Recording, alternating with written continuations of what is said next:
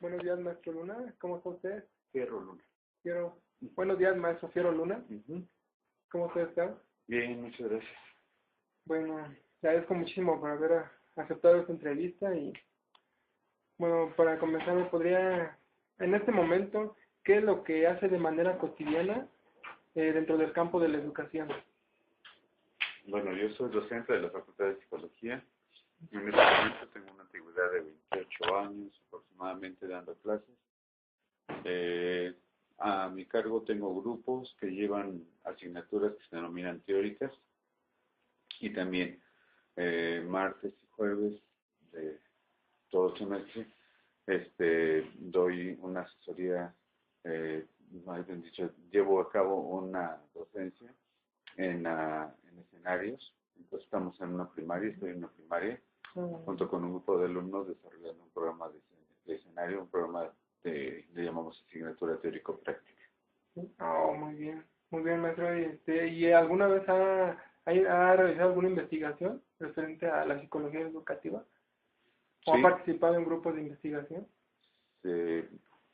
fuera de la facultad, sí, o sea, fuera de la facultad de mi experiencia laboral, Ujú. he estado trabajando en investigaciones, en el Instituto Latinoamericano de Comunicación Educativa. Ahí trabajé durante 2 años y bueno, pues durante el tiempo en que cursé la maestría. Oh, muy bien, maestro. Y bueno, ¿qué es lo que principalmente ha requerido saber hacer al momento de ejecutar sus actividades cotidianas dentro del campo educativo? Yo creo que una de las partes más importantes es desarrollar cierto tipo de habilidades didácticas, instruccionales, habilidades didácticas que tienen que ver con el diseño, con la planeación de cursos, la organización de contenidos, el establecimiento de formas de evaluación, el reconocimiento de estrategias para poder organizar un grupo y, bueno, sobre todo, lo más importante, la manera en cómo se puede desarrollar la actividad dentro del grupo y, vaya, tener lo que denomino una sintonía con los alumnos, es decir, saber cómo empatizar con ellos, ¿no? Y me parece que sí, bueno, coincido con usted, porque sí, yo creo que es un punto clave, ¿no? Empatizar con los alumnos. Uh Y de ahí aparte, pues ya todo su conocimiento que tiene del área para aplicárselos a los alumnos. Exactamente. Y ¿cómo piensa usted que es valorado su trabajo cotidiano dentro del área de la educación, bueno, aquí en México? ¿Sí es muy valorado? Yo creo que la docencia en sí es poco valorada. La docencia en general es poco valorada. De hecho, los estándares académicos que tenemos en cuanto a ingreso o reconocimiento económico, por ejemplo, pues está muy limitado.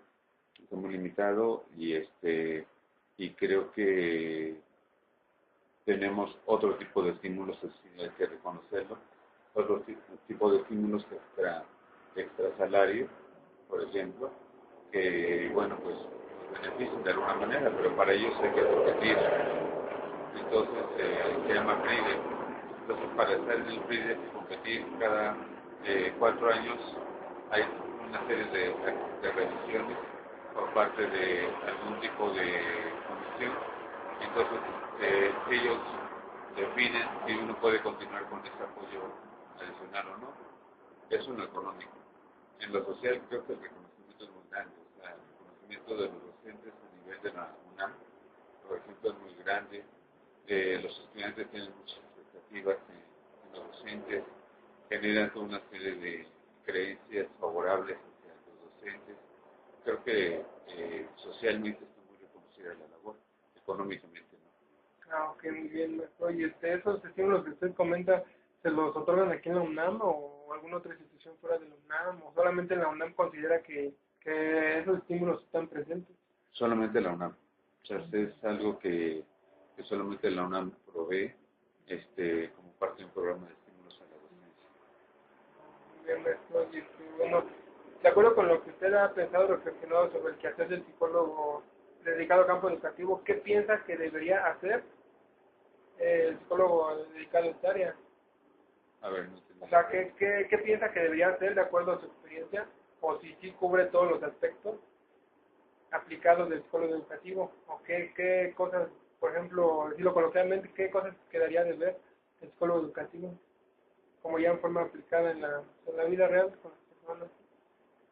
Yo creo que una de las cosas en las que me doy cuenta cuando los alumnos van al escenario de prácticas es esa dificultad que se tiene entre establecer una relación adecuada entre lo teórico y lo práctico, pero nosotros tenemos una percepción diferente aquí en la coordinación.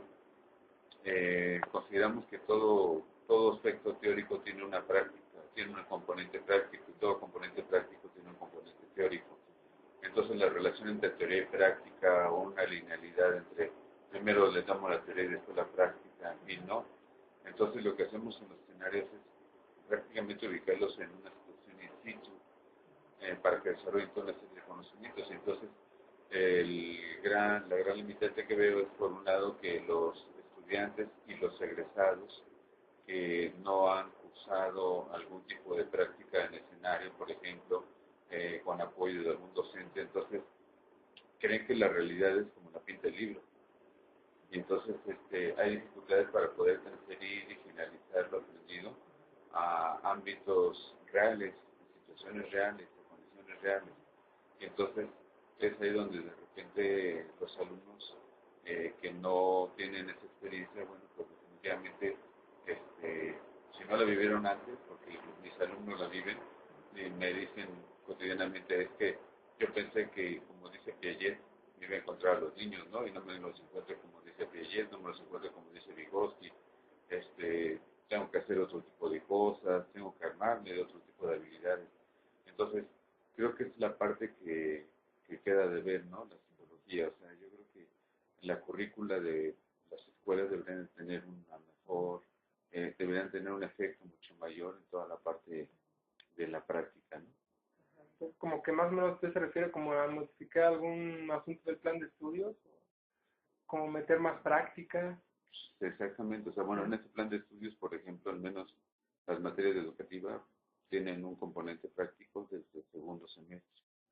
Es difícil que la gente entienda la perspectiva que nosotros tenemos. Entonces, hay varios maestros que todavía dicen, bueno, de una materia, de una asignatura de 5 horas, 3 horas son de teoría y 2 de práctica. Bueno, pues yo doy la teoría y piensan que otro maestro debe dar la práctica, cuando no es así. O sea, el componente viene ya incluido. Y entonces, maestro, si vas a dar una clase, por ejemplo, bueno, pues entonces das la clase y después en otras 2 horas haces un análisis de caso o dentro de las 5 horas tú sabes cómo organizas toda la parte de ver una película, ver un video, analizarlo, criticarlo, ver un análisis de caso, desarrollar una situación hipotética para que los alumnos la resuelvan, este, llevar a cabo una situación demostrada por parte de los alumnos acerca de algún concepto que se haya buscado encontrar en alguna teoría. Entonces, maestro, es que es eso lo que tienes que hacer, o sea, es la práctica. O bien, pues llévalos a un escenario para que apliquen algo, para que hagan algo, en fin, o sea, lo importante es que realmente los alumnos tengan ese acercamiento al mundo real desde los primeros semestres.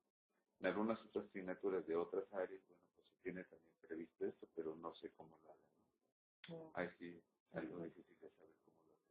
Sí, muy bien, maestro. Bueno, ¿y cuáles son las áreas de trabajo que usted considera que debería de incursionar el psicólogo educativo? Están, no sé, relacionadas con otras profesiones o con cuáles sería lo más idóneo. Una, una, una experiencia que tuve yo cuando fui coordinador de práctica es que durante el periodo en el periodo en que yo estuve como coordinador, tuvimos la gran fortuna, por así decirlo, de que varios profesores que tenían asignado la, la, la, la, la asignatura, bueno, tenían asignada la materia teórico-práctica, afortunadamente desarrollaban actividades en diferentes escenarios. Eh, y esto nos permitió tener una cobertura edad, desde edades muy pequeñas, o sea, desarrollar programas de intervención, diseños de evaluación, diseños de intervención, en fin, desde bebés hasta una maestra que tenía una, trabajaba en una institución de geriatría. Entonces, una escuela no, una casa para personas de edad avanzada. Entonces, cubrimos todo el espectro. Había maestros que trabajaban en primaria, había maestros que trabajaban en secundaria, había maestros que trabajaban en bachillerato, había maestros que trabajaban en la universidad y había maestros que entonces trabajaban también con adultos de edad avanzada.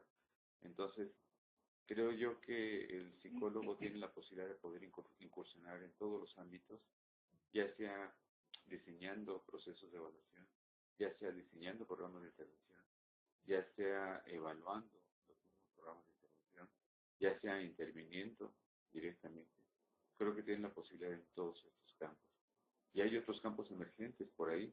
Tuvimos también la ventaja que en aquella época, en este periodo, uno de los profesores también que le interesaban mucho los medios, la psicología de los medios educativos, lo que hizo fue llevar a sus alumnos a una institución en donde se elaboran y diseñan los programas que se mandan vía satélite para poder formar y capacitar y actualizar a maestros de diferentes lugares de la República.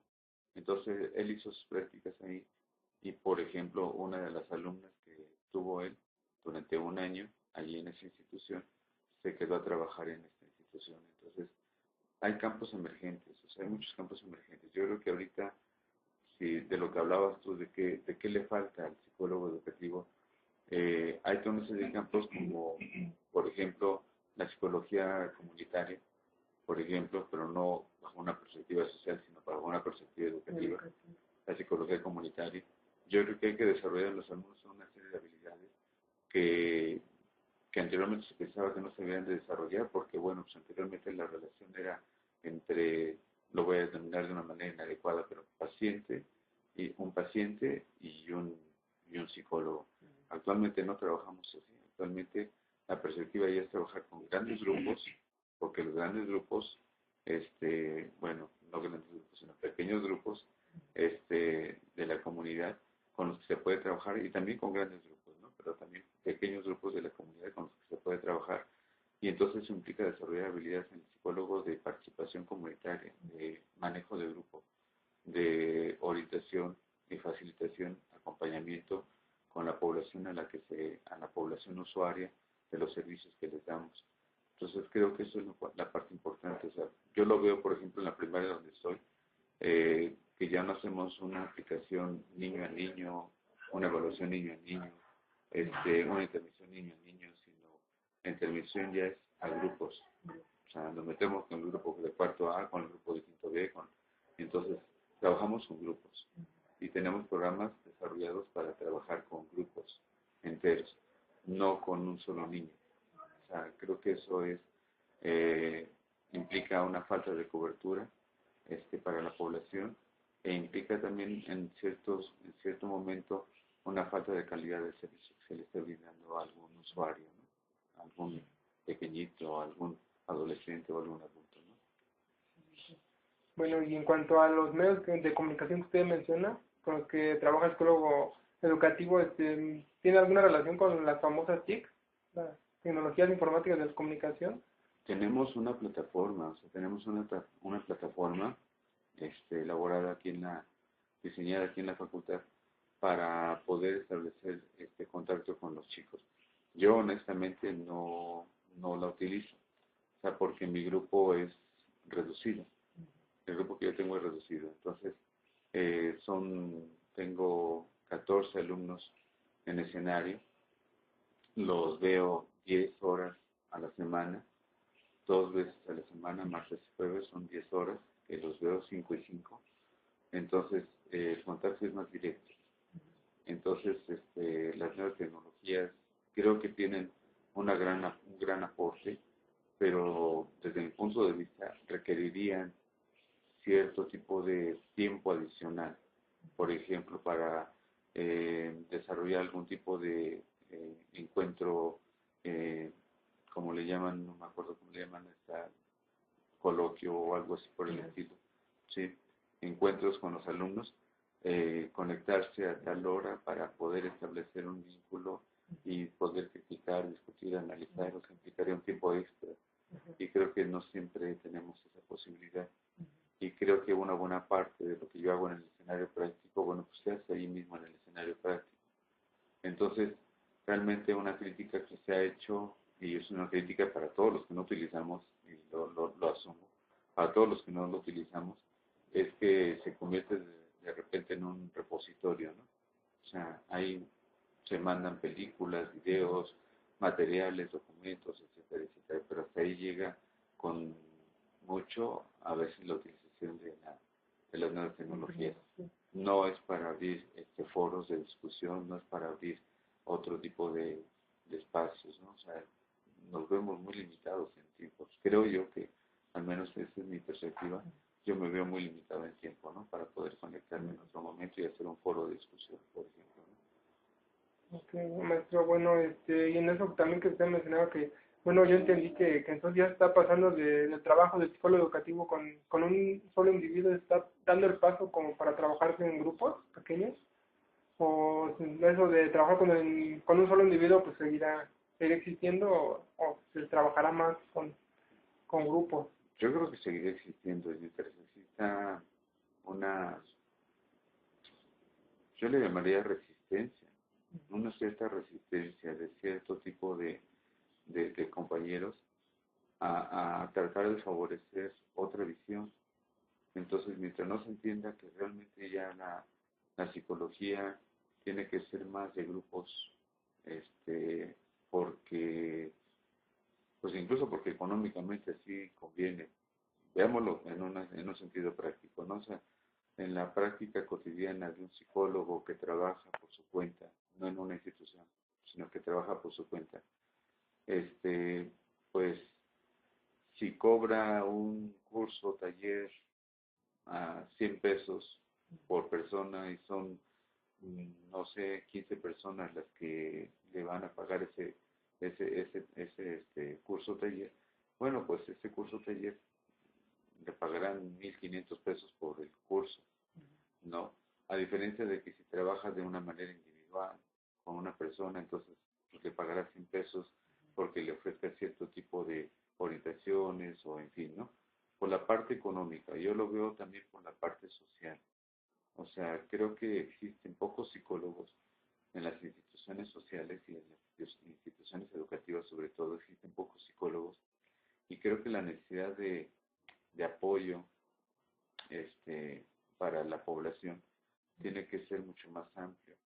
Entonces, creo que incluso hay cierto tipo de habilidades que solamente se desarrollan en grupo.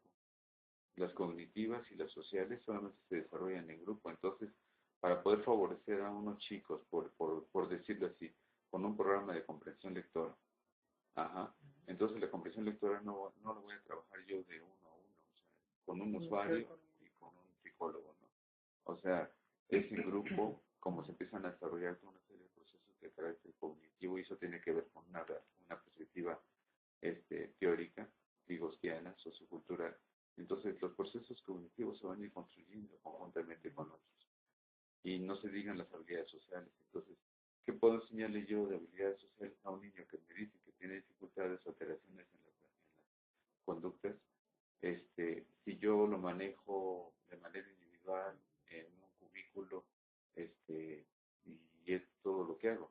Cuando sé que la interacción social con otros niños es lo que le permite en su condición, pues es lo que le permite, pues desarrollar procesos de autorregulación, procesos de establecimiento de conductas adecuadas, etcétera, etcétera. O sea, solamente es con otros niños, no es con un psicólogo, con un terapeuta, como lo queramos llamar.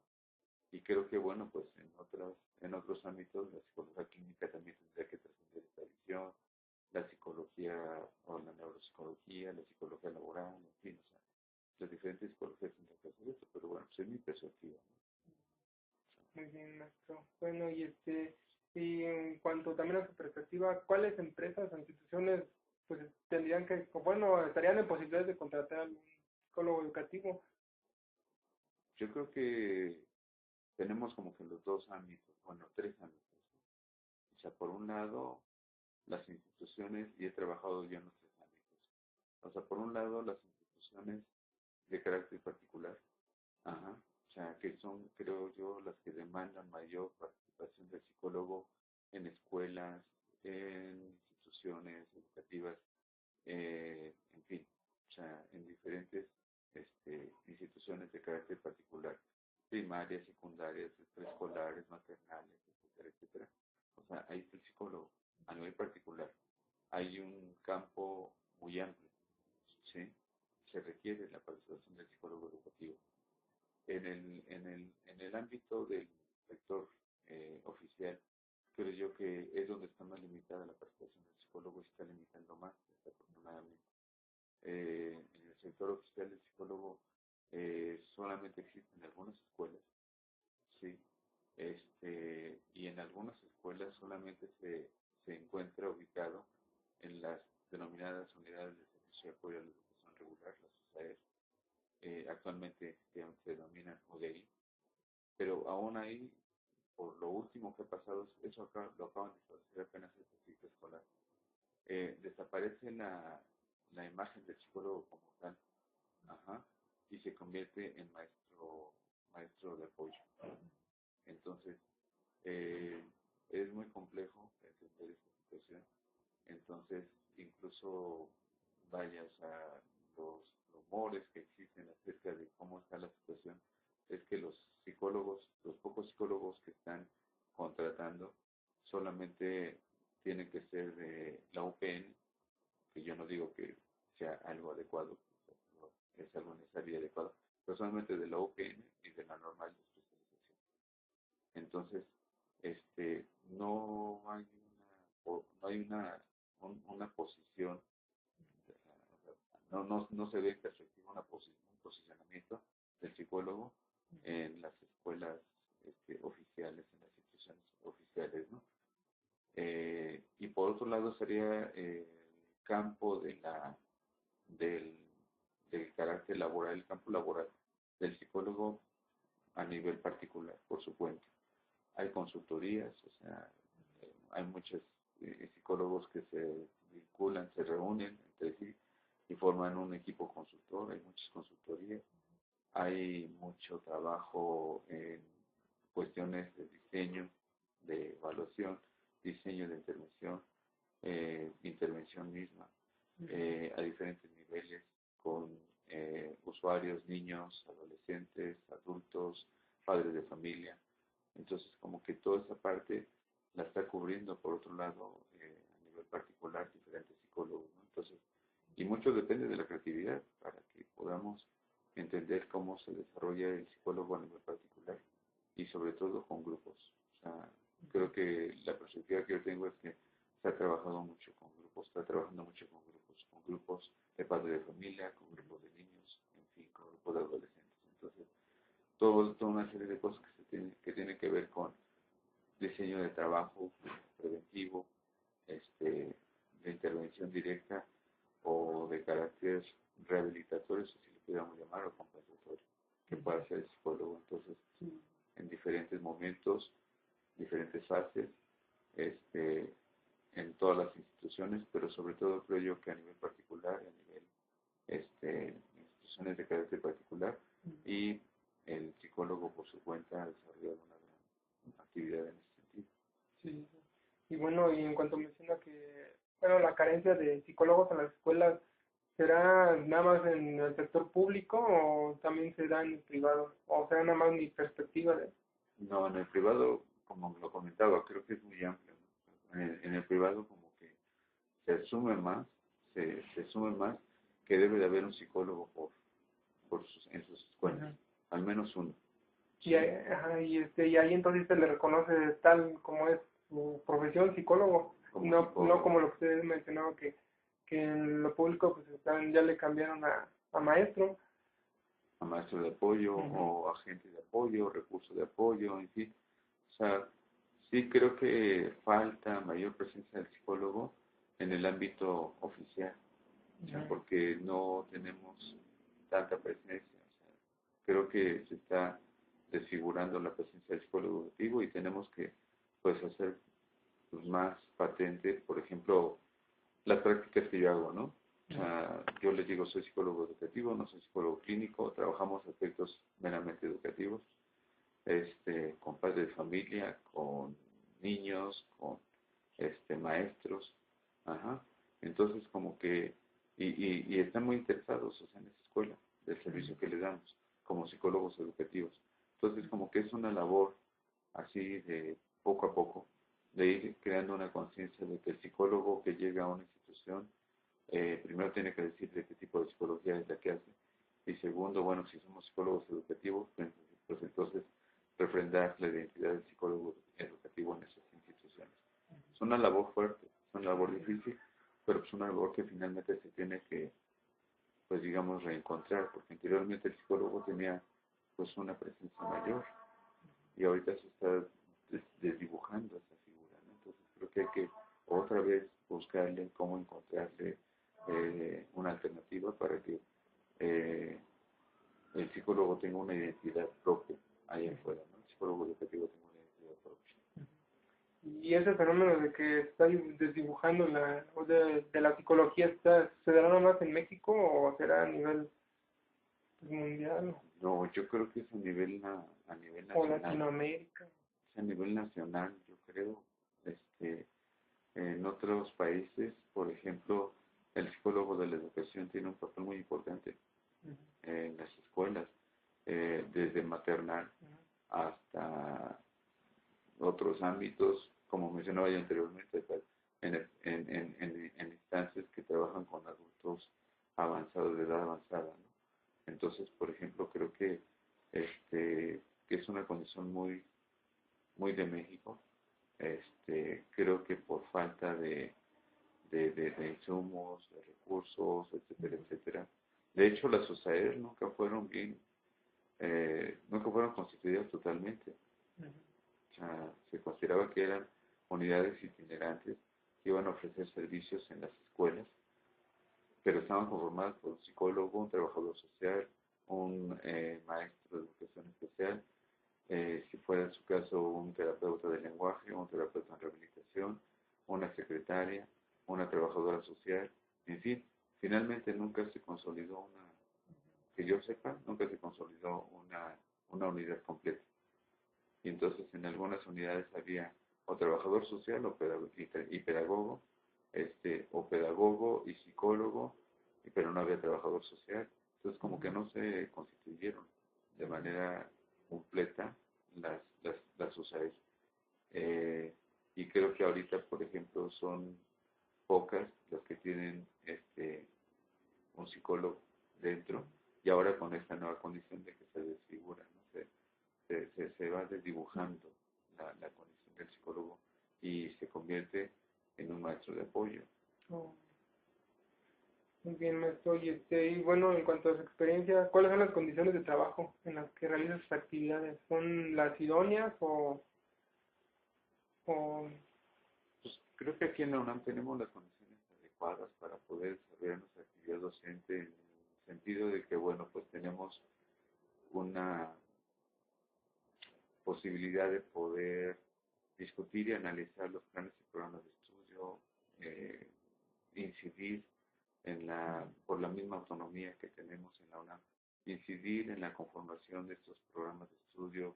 En otras universidades no sucede así, universidades particulares, por ejemplo, bueno, los planes y programas de estudio ya están dados y uno no tiene la posibilidad de incidir. Entonces, en ese sentido, se tienen las facilidades como para poder desarrollar toda una serie de actividades en el diseño y conducción de plan de estudios.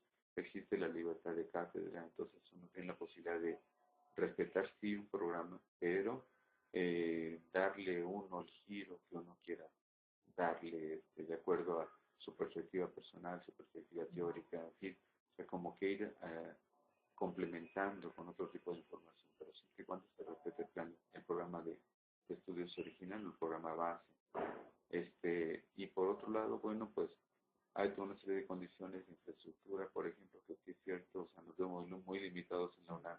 no tenemos algunos recursos, como por ejemplo computadoras, como por ejemplo videocaseteras o DVDs, televisiones, en fin. O sea, o el acceso es, logísticamente es muy difícil. O sea, bueno, no muy difícil, logísticamente es difícil. ¿Por qué? Porque, por ejemplo, ahorita, o sea, yo tengo que traer mi propia laptop, porque si no trajera mi propia laptop y no tuviera un cañón aquí en mi cubículo, que lo adquirimos de otra manera, o sea, el cañón lo adquirimos por un proyecto de investigación en el que estuvimos trabajando y finalmente compramos este cañón. Pero de otra manera, los otros maestros que no tienen estos recursos tienen que ir hasta la dirección a pedir un cañón, una laptop, por ejemplo. Entonces es ir, bajar, llenar un formulario, etcétera, etcétera. Subir con todo el equipo, ¿sí? Cuando necesitábamos televisiones y no había televisiones en los salones, ahorita sí hay televisiones en los salones. Cuando no había televisión, pues teníamos que cargar la televisión nosotros.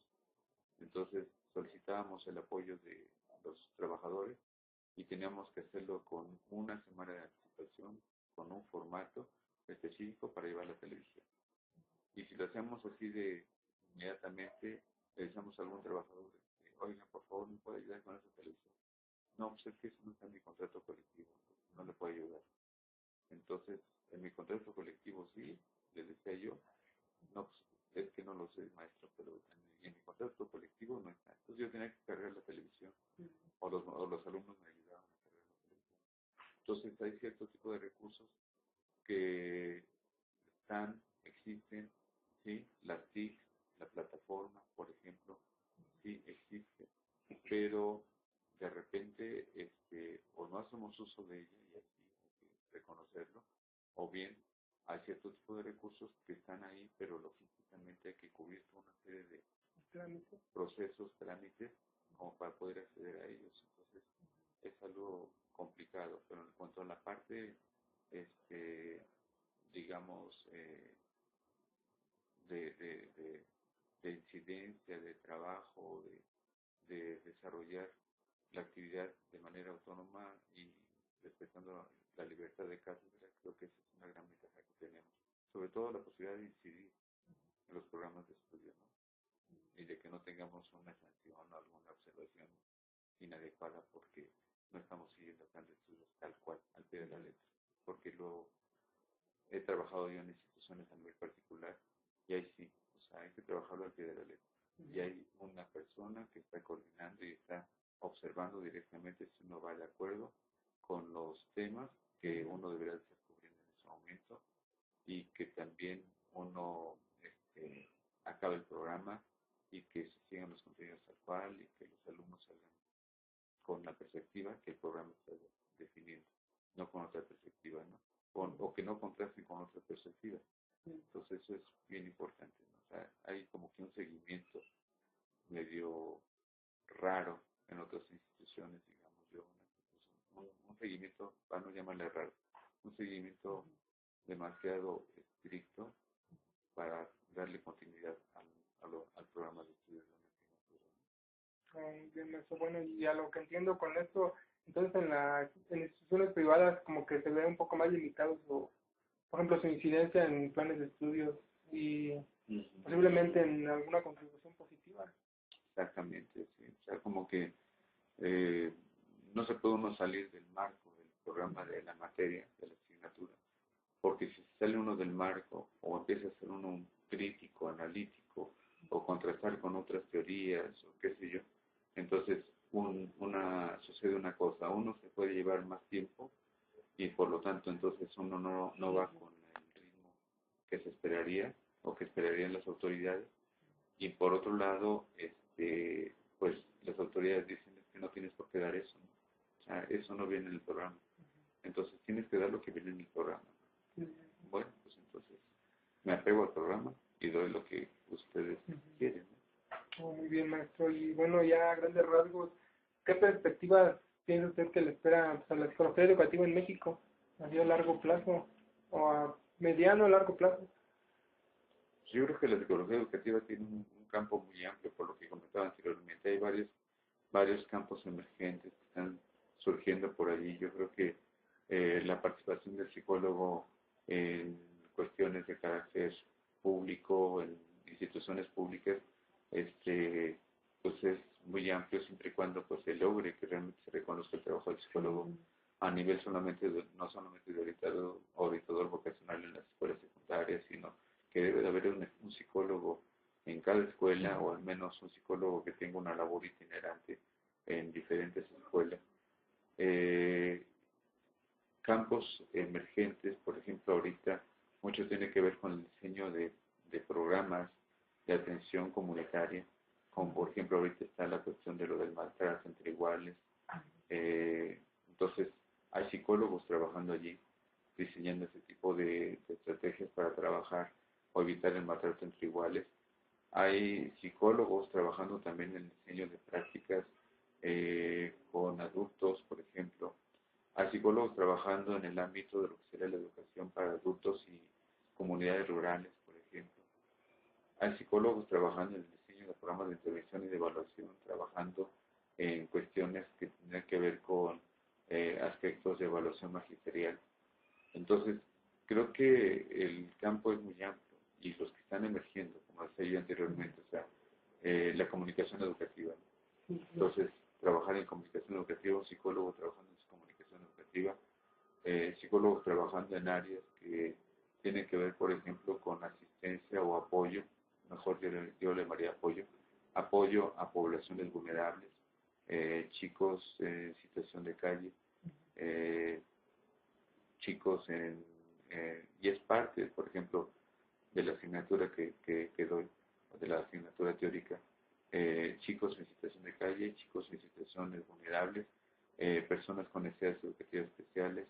Entonces, como que todo esto tiene que ver precisamente con esos campos emergentes en los que uno puede acceder. Yo les digo a los compañeros que trabajan en el área de educación especial, pues es que hay muchas cosas en las que podemos intervenir y no se interviene. Hola, ¿qué tal? Buenos días. No se interviene y es como mucho de creatividad. Por ejemplo, en Estados Unidos hay hay cursos de verano para las personas con alguna discapacidad. Entonces, tienen desde un rehabilitador físico, un terapeuta del lenguaje, un terapeuta ocupacional, un psicólogo, en fin, un trabajador social, un pedagogo, un preparador físico. Entonces, se hacen actividades de verano, se los llevan al campo, pasan por la tirolesa, las personas con discapacidad, hacen actividades de ir a los ríos, a nadar, etcétera, etcétera. Que aquí en México no existe, por ejemplo, ¿no? Entonces, como que yo les digo, es cuestión de creatividad, de que se junten 2, 3, 4 personas, elaboren un programa para un curso de verano para las personas con discapacidad, que lo que generalmente hacen es quedarse en casa. O sea, cuando no van a la escuela, pues se quedan en casa, ¿no? Exacto. Entonces, es como que cuestión de ir también uno buscándole. Sí, claro. Cuestiones emergentes, ¿no? De intervención.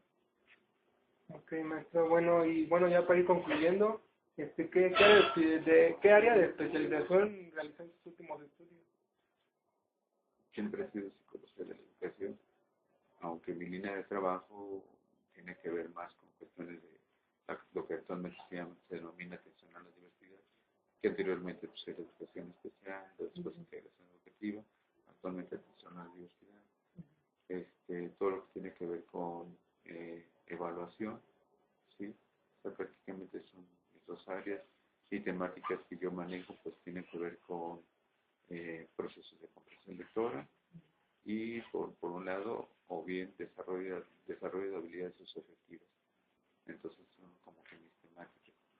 Entonces mi línea de trabajo es en la educación y básicamente una perspectiva constructivista en cuanto a evaluación, que lo comentaba, atención a la diversidad, y mis temas de interés son comprensión lectora y desarrollo de habilidades socioafectivas. Bueno, maestro, pues antes que nada pues, le quiero agradecer enormemente su tiempo. Fue muy enriquecedor para mí. Pues, yo quisiera seguir conversando porque está muy interesante la plática, pero Pero bueno, aquí concluimos y quiero agradecer enormemente, maestro Fierro Luna.